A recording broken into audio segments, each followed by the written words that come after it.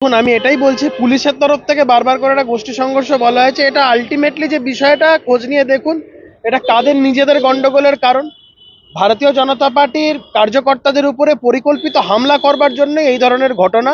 এবং বিগত কদিন আগে ওখানে লিট্টি চোখা একটা উৎসব হয়েছিল সিং ভবনে। এর আক্রোশ এবং সমস্ত কিছু বিগত দিনে ওখানে রূপক মিত্র ওখানে দলের তরফ থেকে প্রতিদ্বন্দ্বিতা করেছেন। ভারতীয় জনতা পার্টি অত্যন্ত সাবলীলভাবে সেই নির্বাচনে প্রতিদ্বন্দ্বিতা করেছেন, কিন্তু আপনারা জানেন নির্বাচনের দিন কি হয়েছিল।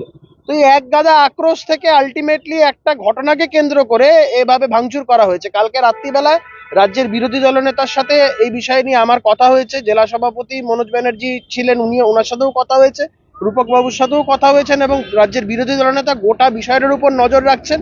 এবং উনি বলেছেন যারা যারা যেখানে যেখানে এফেক্টেড হবে তাদেরকে নিয়ে আমাদের যা যা কিছু করার, রাজনৈতিকভাবে আন্দোলন করার, তাদের পাশে দাঁড়ানো, ক্ষতিপূরণ থেকে শুরু করে সমস্ত কিছু দলের তরফ থেকে উনি সেই কথা বলেছেন। এবং আজকে উনি বলেছিলেন, এবং আমার কালকে দলের রাজ্য সভাপতি সুকান্ত মজুমদার মহাশয়ের সাথেও কথা হয়েছেন, উনিও বিষয়টা জানেন, উনিও কথাবার্তা বলছেন। এমন ভাববার বিষয় নেই যে আমাদের কার্যকর্তাদের উপরে আক্রমণ হবে আমরা চুপ করে বসে থাকবো। এটা যেন কেউ না ভাবেন। আমাদের কার্যকর্তাদের উপরে হামলা হলে আমরা মাঠে আছি, ময়দানে আছি এবং খুব শক্তপোক্তভাবে আছি।